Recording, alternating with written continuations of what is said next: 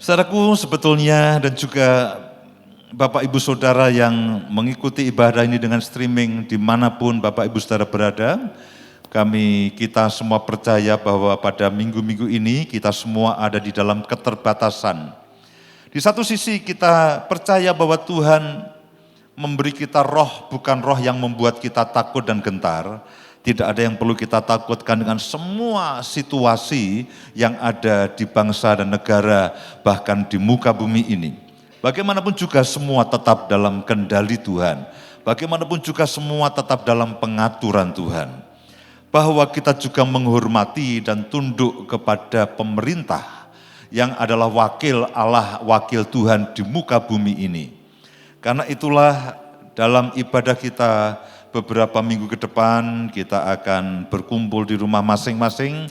Kita hanya mengikuti lewat streaming, baik lewat radio Loh Jogja maupun lewat channel YouTube. Tapi saya percaya itu tidak akan menghambat dan tidak akan mengurangi setiap apa yang Tuhan rencanakan dalam kehidupan setiap kita. Baik, pada pagi hari ini kita akan belajar satu perkara. Mari lihat sama-sama di dalam 2 Korintus pasal yang ke-8. 2 Korintus pasal yang ke-8 ada satu bagian firman Tuhan yang saya ingin sampaikan kepada Bapak, Ibu dan semua saudara, baik yang mengikuti lewat YouTube maupun yang mengikuti lewat radio. 2 Korintus pasal yang ke-8 ayat yang pertama. 2 Korintus pasal yang ke-8 ayat yang pertama. Ini adalah surat Paulus kepada jemaat di Korintus. Ayat yang pertama. Saudara-saudara, kami hendak memberitahukan kepadamu tentang kasih karunia yang dianugerahkan kepada jemaat-jemaat di Makedonia.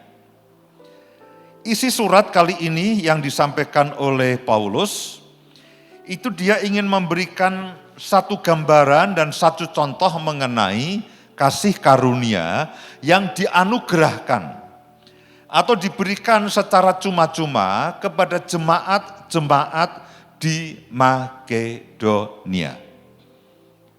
Anugerah itu adalah pemberian cuma-cuma kepada orang yang meskipun orang itu sebetulnya tidak layak menerimanya, tapi anugerah itu diberikan kepada orang-orang yang meskipun sebetulnya tidak layak. Seperti keselamatan itu juga anugerah. Keselamatan itu bukan karena perbuatan baik saudara dan saya. Keselamatan itu murni karena kasih Tuhan. Kalau saudara dan saya percaya akan keselamatan itu, lalu keselamatan itu akan dianugerahkan kepada saudara dan saya. Bukan karena perbuatan baik saudara.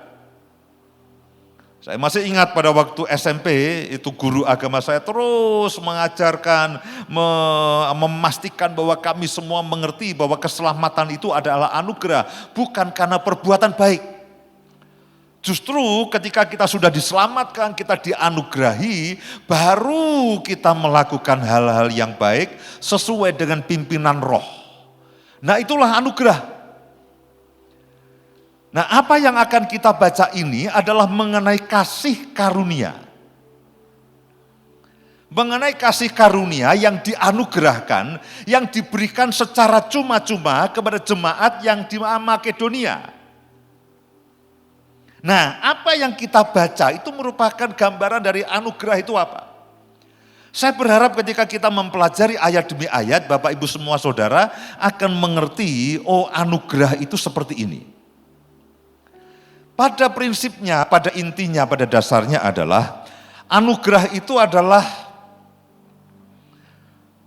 perlengkapan Tuhan yang diberikan kepada saudara dan saya, bisa berupa kuasa, bisa berupa kemampuan, bisa berupa kasih, bisa berupa damai sejahtera, bisa berupa apapun yang akan menolong saudara untuk menghadapi semua persoalan yang ada dalam kehidupan saudara dan khususnya pada hari-hari ini.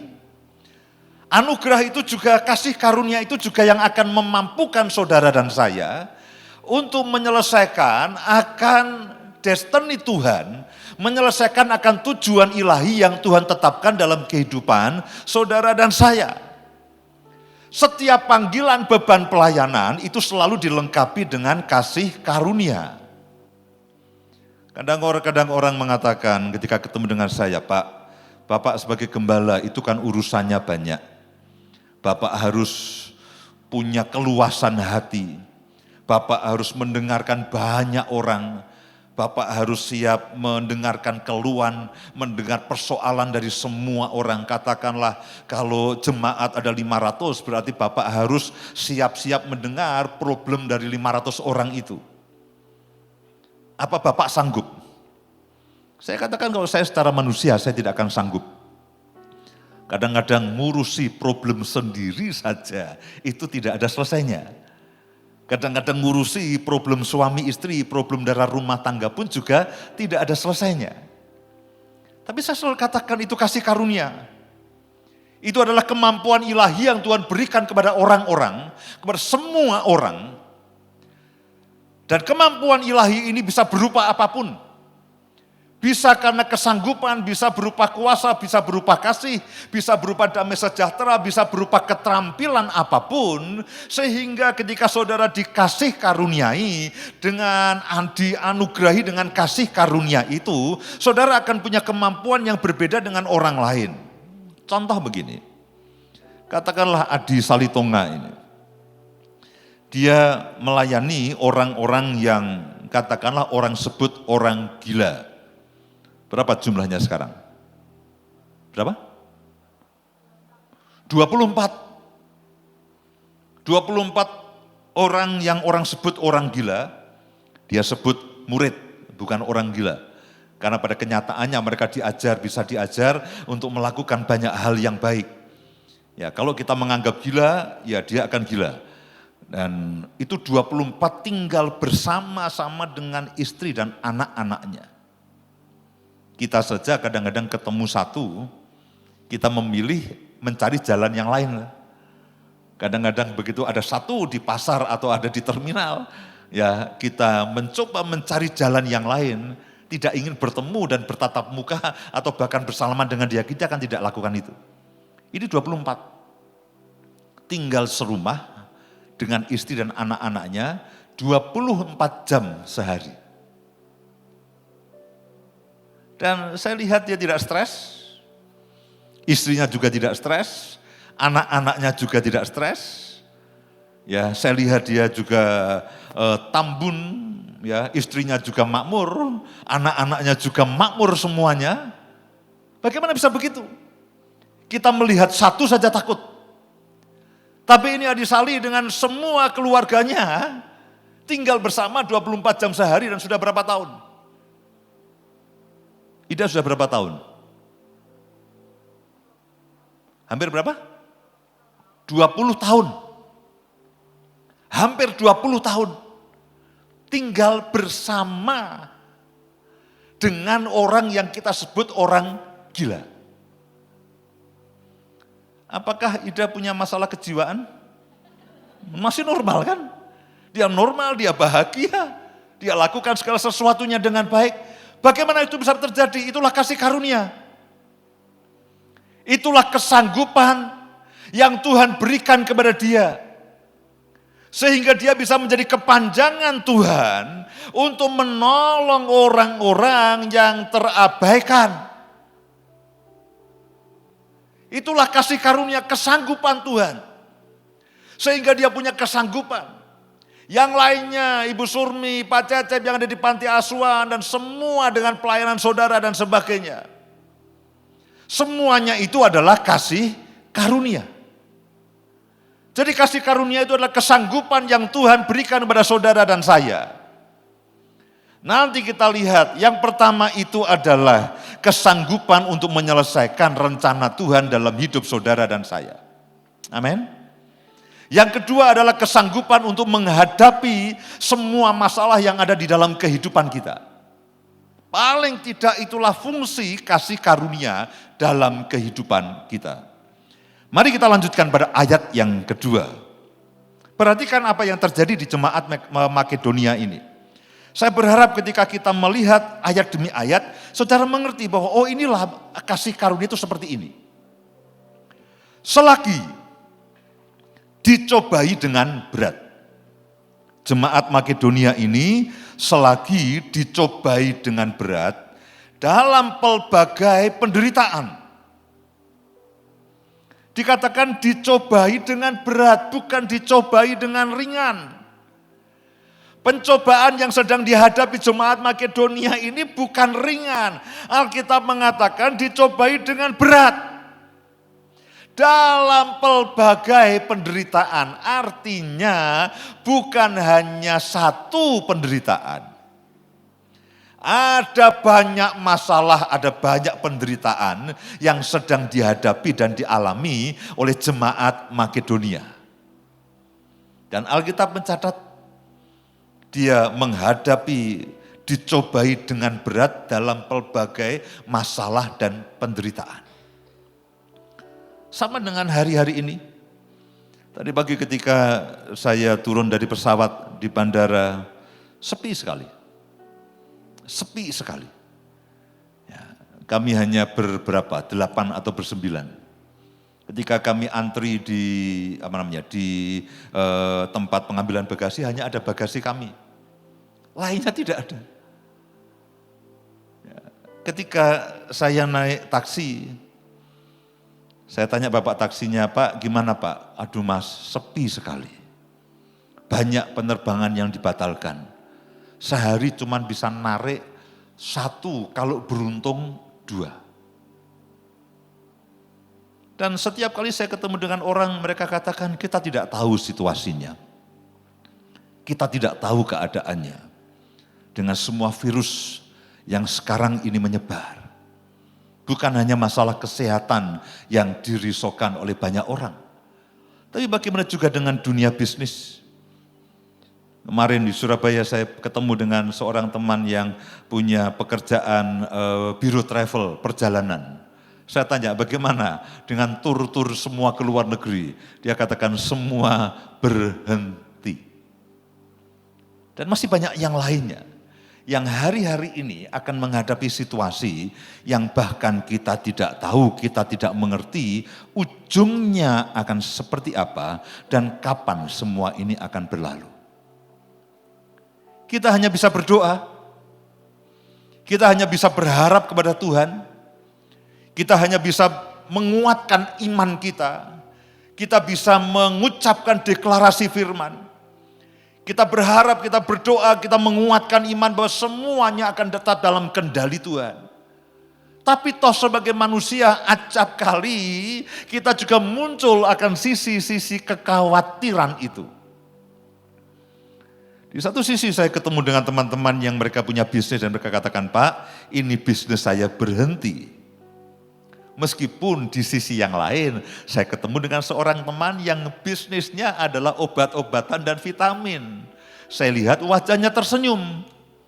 Laris ya Ci? Oh ya, laris banget Pak. Yang tidak laku sekarang, laku sekali. Oke, ada 1-2 yang mungkin yang bisnisnya mungkin pas dan sebagainya. Tapi sejauh yang saya tahu semuanya mereka sedang risau. Ke depan akan ada banyak masalah, akan ada banyak problem yang kita harus hadapi. Karena itulah kita berdoa. Kita mendukung Bapak Presiden, kita mendukung seluruh aparat yang bergerak. Janganlah kita lalu menjadi nyinyir atau menyalahkan pihak-pihak yang lainnya. Dukunglah apa yang pemerintah tetapkan, dukunglah apa yang pemerintah anjurkan. Kita beri dukungan kepada bapak-bapak kita, kepada para aparat pemerintahan yang mereka sedang berupaya dengan segenap kekuatan mereka untuk menghandle akan situasi ini. Itu yang gereja Tuhan bisa lakukan dan kerjakan. Terus doakan. Supaya bangsa ini bisa melewati akan situasi yang buruk ini. Dan pemeliharaan Tuhan justru pada masa-masa seperti inilah Alkitab mengatakan ketika kegelapan dan kekelaman menutupi akan bumi ini, kemuliaannya akan semakin apa? Semakin nyata. Mari lanjutkan akan kasih karunia yang bekerja dalam kehidupan orang-orang atau jemaat yang ada di Makedonia. Selagi dicobai dengan berat dalam pelbagai penderitaan, sukacita mereka meluap. Aneh. Selagi mereka dicobai dengan berat dalam pelbagai penderitaan, sukacita mereka meluap. Tidak ada keluh kesah. Ketika orang menderita, ketika orang dicobai dengan berbagai macam hal yang buruk, yang normal adalah keluh kesah, lalu menggerutu, lalu bercerita kepada teman yang lainnya berharap mendapatkan belas kasihan. Tapi jemaat di Makedonia ini karena kasih karunia, ada kemampuan ilahi yang bekerja dalam kehidupan mereka, ada sukacita ilahi, ada kuasa Tuhan yang bekerja dalam kehidupan mereka, sehingga mereka tidak susah, mereka tidak menggerutu. Alkitab mengatakan mereka bersukacita. Itulah kasih karunia. Dan saudara dan saya dan Bapak Ibu semua saudara yang bisa melihat dan menangkap, mendengarkan akan berita ini. Hari-hari ini dan hari-hari ke depan kita membutuhkan kelimpahan kasih karunia itu. Supaya apa? Kita semua yang menghadapi masalah ini kita tidak menjadi ketakutan. Kita tidak menjadi putus harapan. Tapi kita tetap bersukacita, kita tetap bersemangat, kita tetap melakukan bagian kita. Kenapa? Bukan karena kita mengandalkan akan kekuatan kita sendiri. Tapi semata-mata karena kasih karunia, kemampuan ilahi yang dianugerahkan kepada Bapak, Ibu, Saudara, dan saya. Lanjutkan. Dan meskipun mereka sangat apa? Sangat miskin. Dalam terjemahan yang lainnya, pengertiannya itu bukan miskin, bukan sangat miskin, itu bukan. Sangat amat miskin. Bukan sangat miskin sebetulnya. Dalam pengertian dalam terjemahan yang lain dikatakan sangat amat miskin. Bahkan yang lainnya mengatakan mereka sedang mengalami kemiskinan ekstrim.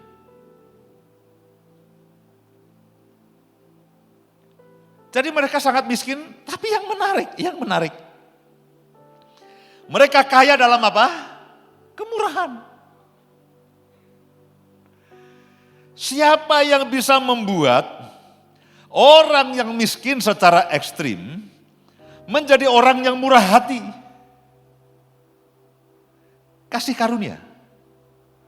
Bekerja dalam kehidupan orang itu, sehingga orang itu miskin, lalu dicobai dengan dalam pelbagai penderitaan yang berat. Dia mengalami penderitaan yang berat dan sangat amat miskin. Ketika kasih karunia itu bekerja, kemampuan yang daripada Tuhan itu bekerja, ketika kemampuan ilahi itu bekerja, orang itu tidak menjadi orang yang menggerutu, orang itu tidak menjadi orang yang kikir, orang itu bukan karena kemiskinannya lalu mencuri, lalu merampok, menjambret, tidak. Orang itu yang miskin dan mengalami berbagai macam penderitaan yang sangat berat itu, lalu kasih karunia Tuhan bekerja, orang itu menjadi orang yang bersukacita. Dan bukan hanya orang yang bersukacita, orang itu juga menjadi orang yang mudah memberi. Orang dikatakan bahwa orang itu murah, kaya dalam kemurahan. Ayat yang ketiga. Aku bersaksi bahwa mereka telah memberikan menurut kemampuan mereka. Menurut kemampuan manusia. Bahkan.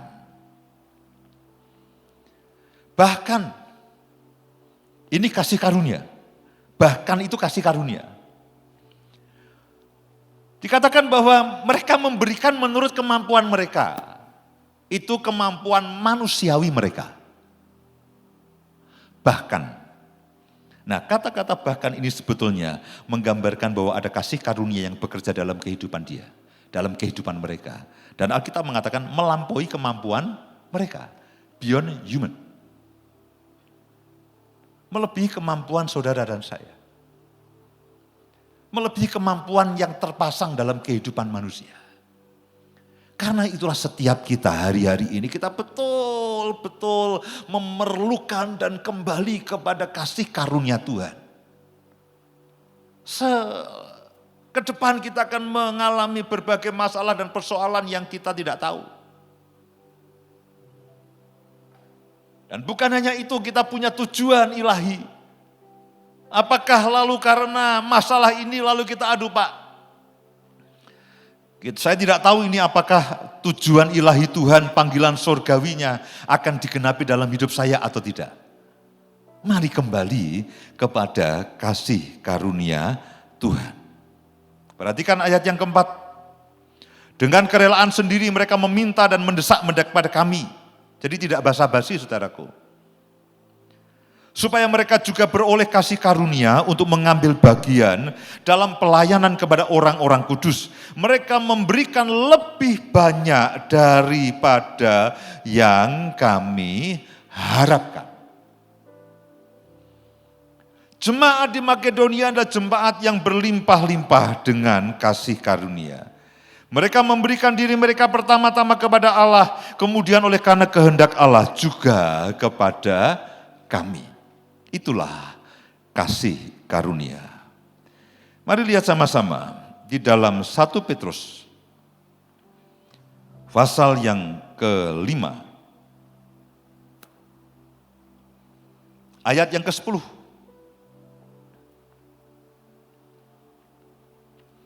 1 Petrus pasal yang ke-5 ayat yang ke-10, dan Allah sumber segala kasih karunia. Nanti saudara akan tahu bahwa kasih karunia itu jenisnya banyak, bukan hanya satu. Ada kasih karunia sebagai seorang suami. Memiliki istri seperti yang saya miliki, butuh kasih karunia yang berlimpah-limpah. Amin. Istri saya punya suami seperti saya ini, juga butuh kasih karunia yang berlimpah-limpah. Punya anak 2, yang seperti itu tuh juga perlu kasih karunia yang berlimpah-limpah. Mereka berdua sebagai anak pendeta yang mengalami perjanjian lama dan perjanjian baru. Mereka berdua juga butuh kasih karunia berlimpah-limpah. Dalam kehidupan rumah tangga saudara, saudara butuh kasih karunia. Dalam pekerjaan saudara, dalam pelayanan, dalam keuangan, dalam semua bagian. Jadi semua bagian dalam kehidupan saudara dan saya itu ada kasih karunia. Karena itu dikatakan sumber segala. Berarti ada banyak kasih karunia. Lanjutkan. Yang telah memanggil kamu dalam Kristus kepada kemuliaannya yang kekal, akan apa? Melengkapi. Kasih karunia itu melengkapi saudara dan saya untuk mencapai tujuan ilahi dan tanggung jawab surgawi dalam kehidupan saudara. Jadi jangan takut. Ketika Tuhan memberikan panggilan surgawinya, Dia akan melengkapi dengan berbagai macam kemampuan. Dia akan melengkapi dengan berbagai macam berkat. Dia akan menyertai saudara dengan perlindungannya yang ajaib. Sehingga panggilan surgawi yang Tuhan berikan kepada saudara dan saya, karena Tuhan yang melengkapi saudara, saudara akan mampu menyelesaikannya. Jangan mencoba menyelesaikan panggilan surgawi dengan cara dunia.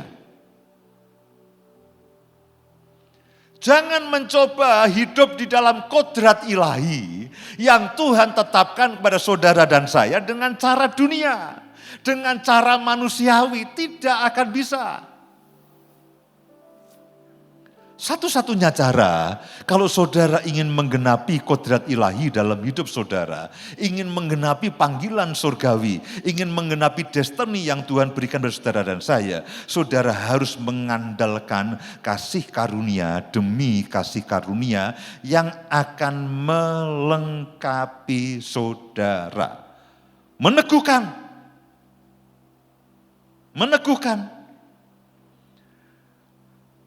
Jawablah dengan jujur, Adi Sali dan Ida. Apakah pernah dalam kehidupan kalian, ketika kalian melayani, lalu aduh ini kok masalah berat, lalu punya pikiran ingin istirahat atau ingin mundur? Pernahkah? Pernah atau tidak? Ida pernah? Pernah ya Ida? Adi Sali? Tidak pernah. Pasangan yang seimbang. Kenapa Adi Sali tidak pernah? Alkitab mengatakan meneguhkan dan menguatkan dan mengokohkan. Meneguhkan, menguatkan dan mengokohkan akan panggilan itu. Kenapa Ida pernah dan sekarang masih ada di situ? Kenapa dia tidak pernah mundur dan lalu lari meninggalkan pelayanan itu? Karena kasih karunia itu meneguhkan. Kasih karunia itu menguatkan, mengokohkan. Itulah gambarannya. Kenapa saya bertahan dengan istri saya? Bahkan makin hari makin makin asik aja. Tuhan menghibur. Pertama-tama Tuhan menghibur, kemudian meneguhkan, mengokohkan, menguatkan, bahkan memberikan jaminan. Percayalah tidak ada yang lebih baik dibandingkan istri saudara. Betul? Bagi bapak-bapak, percayalah bahwa tidak ada yang lebih baik daripada istri kalian semuanya. Kalau ada, tidak mau dengan kamu. Yang mau ya yang pas itu. Itulah yang terjadi. Nah itulah kasih karunia. Nah sekarang, tadi saya pernah katakan bahwa fungsi pertama dari kasih karunia adalah dia akan bekerja dalam kehidupan saudara dan saya untuk mengokohkan, menguatkan, memampukan saudara dan saya ada di dalam panggilan surgawi. Contoh yang pertama, lihat sama-sama di dalam Injil Lukas pasal yang pertama ayat yang ke-30. Kasih karunia ini akan menolong saudara untuk menggenapi rencana Tuhan, kodrat ilahi, panggilan surgawi dalam kehidupan saudara dan saya. Katakan bersama-sama dengan saya, kodrat ilahi, panggilan surgawi. Orang sering mengatakan, Pak, susah lah. Memang saya katakan susah. Kalau kita lakukan dengan cara manusia dan cara dunia, bahkan hampir dikatakan mustahil. Bagaimana kita hidup dalam kodrat ilahi dengan cara manusia dan dengan cara jasmani. Satu-satunya cara harus mengandalkan kemampuan ilahi yang Tuhan berikan pada saudara dan saya, yaitu kasih karunia. Itu berupa kuasa, itu berupa pengurapan, itu berupa kemampuan khusus, itu berupa keterampilan, itu bisa berupa apapun sehingga yang penting saudara akan bisa menyelesaikannya. Injil Lukas pasal yang pertama ayat yang ke-30-31. Kata malaikat itu kepada Maria, janganlah takut hai Maria. Sebab engkau beroleh apa? Kasih karunia di hadapan Allah. Sesungguhnya engkau akan mengandung dan akan melahirkan seorang anak laki-laki dan hendaklah engkau menamai dia Yesus. Kalimat ini sederhana. Seandainya saya tanyakan kepada perawan-perawan atau bahkan kepada nenek-nenek yang sekarang ini, maukah engkau mengalami seperti yang Maria alami, tiba-tiba tanpa ada angin, ada topan, tanpa ada yang mendekati, tiba-tiba mengandung oleh Roh Kudus, lalu akan melahirkan juru selamat? Menurut saya, kalau itu saya tanyakan sekarang, semua perempuan akan bilang, oh saya mau Pak, karena kita sudah tahu ujungnya. Bahwa itu adalah ujung sebuah kemuliaan karena Maria lalu melahirkan akan Yesus. Dan saya percaya ketika orang-orang sejaman Maria itu pada akhirnya melihat bahwa Maria melahirkan anak yang ajaib yang disebut Yesus, dinamakan Yesus. Mereka pasti juga katakan, seandainya aku. Tapi pada waktu Maria itu belum tahu apa-apa. Pada zaman itu seorang perempuan mengandung bahkan melahirkan belum bersuami itu sebuah masalah besar. Bahkan sampai Yusuf pun berniat meninggalkan dia. Karena dikatakan Yusuf ini orang baik. Nah, artinya kalau ada perempuan tanpa ada angin, ada topan tiba-tiba mengandung, orang berpikir ini mengandung atau busung. Lalu melahirkan. Nah, bagi Maria saat itu masalah besar. Karena itulah dikatakan Maria, engkau beroleh kasih karunia di hadapan apa? Allah. Nah, saya mau katakan kepada teman-teman yang hadir di studio. Ini studio, saudara. Ini di studio. Maupun Bapak, Ibu, dan semua saudara yang mengikuti ibadah ini lewat YouTube maupun lewat radio. Apapun panggilan Tuhan dalam kehidupan saudara. Meskipun panggilan itu sudah 5 atau 10 tahun yang lalu. Dan karena berlalunya waktu, saudara melihat tidak ada tanda-tanda heran dan ajaib. Karena berlalunya waktu, saudara melihat sepertinya tidak ada kesempatan. Tapi kalau hari ini, saudara dan saya mendengarkan akan firman ini, bahwa saudara di hadapan Allah, di hadapan Tuhan, itu beroleh akan kasih karunia. Janganlah berkecil hati dengan kodrat ilahi, dengan panggilan surgawi yang Tuhan berikan pada saudara dan saya. Kasih karunia itu akan bekerja dalam kehidupan saudara dan saya dan akan memampukan seperti dia memampukan Maria. Kasih karunia itu juga akan memampukan saudara dan saya. Sampai semua yang Tuhan rencanakan itu terjadi. Jadi yang pertama, paling tidak kasih karunia itu akan menolong saudara untuk menggenapi rencana Allah dalam hidup saudara. Yang kedua. Mari lihat sama-sama di dalam Ibrani pasal yang keempat, ayat yang ke-14 mulai. Ketika kita di dalam masalah, kita dalam persoalan, Tuhan akan menolong kita dengan kasih karunia. Ibrani pasal yang keempat, ayat yang ke-14, karena kita sekarang mempunyai imam besar agung, yaitu Yesus Kristus, yang telah melintasi semua langit, yaitu Yesus anak Allah. Baiklah kita teguh berpegang kepada pengakuan iman kita. Sebab iman besar yang kita punya, bukanlah imam besar yang tidak dapat turut merasakan kelemahan-kelemahan kita. Saudaraku, pertanyaannya adalah kenapa Yesus itu sebagai imam besar, dia datang ke muka bumi, lalu dengan sengaja turut merasakan kelemahan-kelemahan kita. Beberapa hari terakhir, ada orang yang selalu kontak istri saya, intinya butuh pertolongan. Kali pertama, dia kasih. Lalu berapa tidak lama berselang, ngechat lagi, saya butuh pertolongan lagi. Saudaraku, kami ini pernah tidak punya uang. Kami ini pernah sangat susah. Jadi ketika ada orang yang minta tolong kepada kami, sejauh kami ada, saya katakan berilah. Tapi ini jadi tuman. Ya kita aja sama Tuhan juga tuman. Selalu minta tolong sama Tuhan. Lu ya toh? Bahkan kita cenderung manja sama Tuhan. Berapa kali kita minta kepada Tuhan? Setiap kali kita minta. Saya katakan kita ini pernah susah. Kita ini pernah tidak punya uang. Kita ini pernah tidak punya modal. Kita ini pernah terjerat dengan hutang. Dan itu susah sekali. Loh tapi nanti dia memanfaatkan kita. Nanti dia jadi malas. Lah kita doakan supaya tidak malas. Tapi poinnya adalah pada waktu itu dia sedang susah dan minta tolong.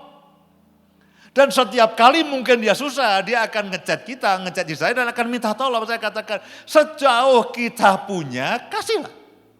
Loh ini tidak mendidik, biarkan Tuhan yang mendidik.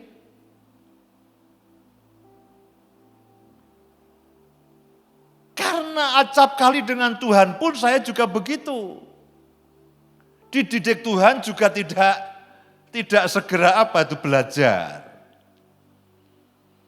Nah dari cerita itu saya berharap begini, saudara semua mengerti bahwa imam besar agung yang kita sembah yaitu Yesus Kristus itu bisa merasakan semua kelemahan, semua persoalan, semua pergumulan yang saudara dan saya hadapi. Meskipun dia tidak beristri tapi dia kumpul dengan para suami. Dia bisa mengerti penderitaan para suami. Dia bisa mengerti persoalan para istri. Dia bisa memahami pergumulan orang tua dengan anaknya. Dia bisa merasakan pergumulan orang tua, anak-anak terhadap orang tuanya. Persoalan apapun yang saudara dan saya hadapi, dia mengalami kesakitan, dia mengalami penderitaan sebagai seorang manusia secara daging. Nah Alkitab mengatakan bahwa dia turut merasakan semua kelemahan kita. Nanti kita tahu tujuannya apa? Supaya dia menolong kita. Supaya dia mau menolong saudara dan saya. Bukanlah imam besar yang tidak dapat turut merasakan kelemahan-kelemahan kita, sebaliknya sama dengan kita. Ia telah dicobai hanya tidak berbuat dosa.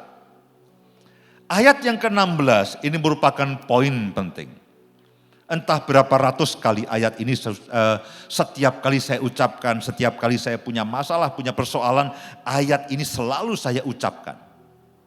Sebab itu marilah kita dengan penuh keberanian, bukan ragu-ragu, bukan dengan was-was, bukan dengan canggung. Alkitab mengatakan sebab itu marilah kita dengan penuh keberanian, dengan sungguh-sungguh, dengan spontan, menghampiri tahta kasih karunia. Jadi tahta Tuhan itu adalah tahta kasih karunia. Di situ ada berbagai macam kasih karunia. Seperti kalau kita datang ke pesta, ke meja prasmanan ada berbagai macam makanan. Di situ ada kasih karunia sebagai suami, kasih karunia sebagai istri, kasih karunia sebagai pelayan Tuhan, kasih karunia sebagai pengusaha, kasih karunia sebagai orang tua, kasih karunia sebagai seorang anak yang memampukan saudara dan saya menyelesaikan semua masalah. Dan Alkitab mengatakan menghampiri tahta kasih karunia supaya saudara dan saya menerima rahmat dan menemukan kasih karunia untuk mendapatkan apa? Pertolongan. Pada waktunya. Jadi ketika Bapak, Ibu, dan Saudara sedang menjalani kehidupan ini untuk menyelesaikan rencana Tuhan, saudara perlu kemampuan ilahi yang daripada Tuhan kasih karunia untuk menyelesaikan rencana Tuhan dalam hidup saudara. Dan sementara saudara menjalani rencana Tuhan itu ketika persoalan, masalah, problem datang dalam kehidupan kita, saudara bisa memilih, saudara akan hadapi sendiri. Atau saudara akan datang kepada Tuhan dan katakan, Tuhan, aku punya masalah. Aku perlu pertolonganmu, aku perlu kuasamu, aku perlu kasih karuniamu. Yang dikatakan menjanjikan bahwa saya dan saudara akan ditolong Tuhan pada waktunya. Amin. Itulah kasih karunia. Jadi saya berharap dalam masa-masa yang tidak menentu pada hari-hari ke depan, beberapa minggu ke depan kita masih belum tahu, dan apa dampaknya, Sementara kalau kita membaca berbagai macam berita, ekonomi akan pertumbuhannya, bahkan mungkin tidak bertumbuh, problem dan sebagainya, masalah dan sebagainya. Itu semua punya potensi untuk mengecilkan akan iman kita, bahkan mematikan akan iman kita. Kita hanya berpikir, ya pokoknya saya selamat dulu aja lah. Untuk 2-3 minggu ini saya bisa bertahan. Lalu saudara tidak lagi memikirkan rencana Allah dalam hidup saudara. Saudara tidak lagi memikirkan kodrat ilahi. Saudara tidak lagi memikirkan akan panggilan surgawi. Justru dalam masa-masa yang tidak menentu seperti ini, kita perlu datang kepada tahta kasih karunia. Supaya apa? Setiap kali Tuhan akan menolong saudara, akan memampukan saudara. Apa akibatnya kalau kita menjauhkan diri dari kasih karunia? Ibrani pasal yang ke-12, ayat yang ke-15.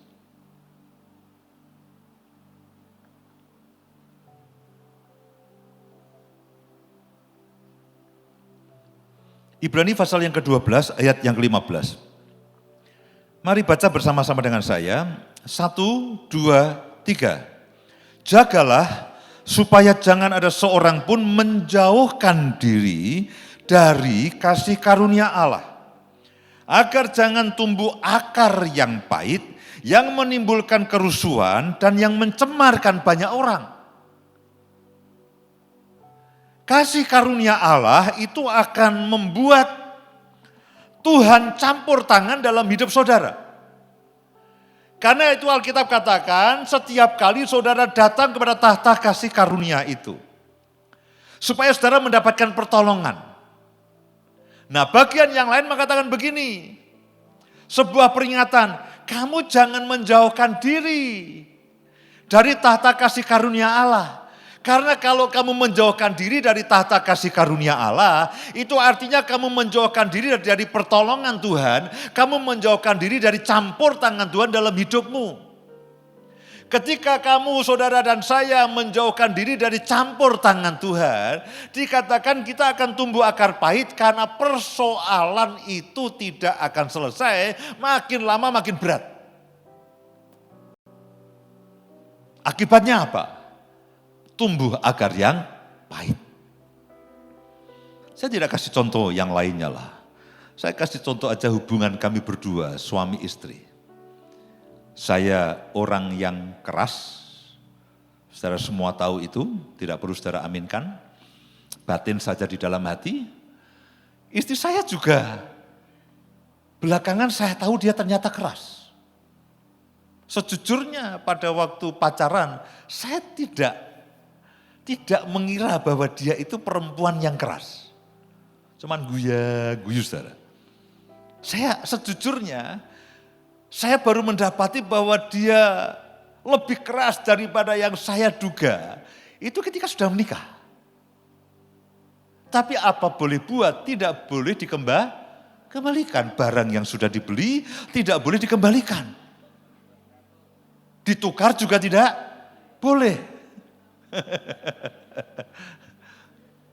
Jadi akhirnya kami mengalami tahun-tahun KDRT. Kekerasan dalam rumah tangga. Saya orang keras. Belakangan ketika saya mulai hidup serumah dengan dia, saya mulai tahu loh ini ternyata kekerasannya melebihi yang diduga. Jadi ketika saya keras, dia keras. Saya pikir saya bisa mengatur dia, saya coba lebih keras. Dia makin keras. Yang terjadi apa? Persoalan dan masalah. Kalau saudara ingin ceritanya, adalah kedua anak saya cari kafe, warung kopi. Katakan kepada mereka, kamu boleh makan minum sepuasnya, tapi ceritalah mengenai keluargamu. Mereka akan dengan senang dan bahagia menceritakan bagaimana perjalanan kedua orang tuanya. Ketika saya makin keras, dia makin keras. Saya makin keras, dia makin keras. Akibatnya apa? Saya sakit di sini. Dia juga sakit.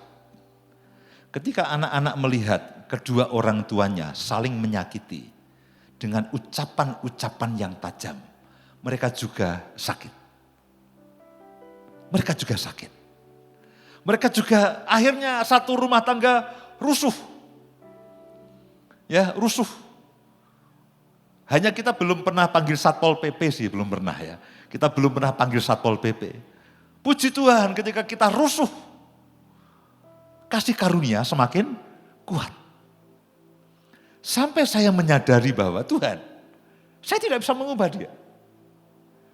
Lalu saya akhirnya datang pada tahta kasih karunia Tuhan. Dan ketika saya datang pada tahta kasih karunia Tuhan sebagai seorang suami, Tuhan memberi pengertian. Kamu harus bijaksana kepada istrimu. Ketika saya mempelajari akan pewahyuan dan pengertian itu, bijaksana itu artinya memahami akan keperluan dan keinginan istri baik secara rohani, secara jasmani, perasaan maupun daging. Saya mulai belajar apa yang suka dan apa yang tidak suka bagi dia. Dan saya mulai belajar memenuhinya. Saya mulai belajar memenuhinya. Saya mulai belajar menjaga perasaannya. Oh, kalau dia ngomong saya bantah begini, dia tidak suka.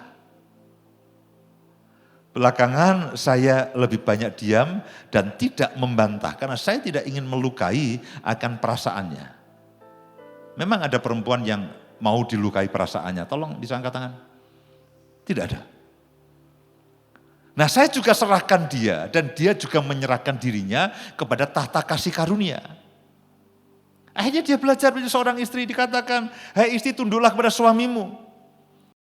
Itu artinya belajar sepakat dengan keputusan suami dan lalu mendukung apapun yang suami putuskan. Ketika kami berdua saling datang pada tahta kasih karunia, Tuhan mengubah saya, Tuhan mengubah dia, Tuhan memperbaharui saya, Tuhan memperbaharui dia, akhirnya kami bisa jauh lebih baik. Belum sempurna, tapi jauh lebih baik. Itulah yang disebut kalau kita menjauhkan diri dari pertolongan Tuhan, menjauhkan diri dari mengandalkan Tuhan, menjauhkan diri dari kasih karunia yang Tuhan berikan pada saudara dan saya. Kami akan saling menyakiti. Ketika saudara dalam keuangan, dalam pekerjaan, dalam pelayanan, saudara tidak minta tolong kepada Tuhan dan tidak berlimpah dengan kasih karunia atau kesanggupan ilahi dalam hidup saudara dan saya. Saudara akan kecewa, kita akan marah, dan akan tumbuh akar pahit dalam kehidupan kita yang menimbulkan kecemaran dan menimbulkan kerusuhan dan mencemarkan banyak orang. Masa-masa ke depan kita tidak tahu. Yang kita tahu, mari pagi hari ini, siang hari ini, kita datang kepada kelimpahan kasih karunia Tuhan.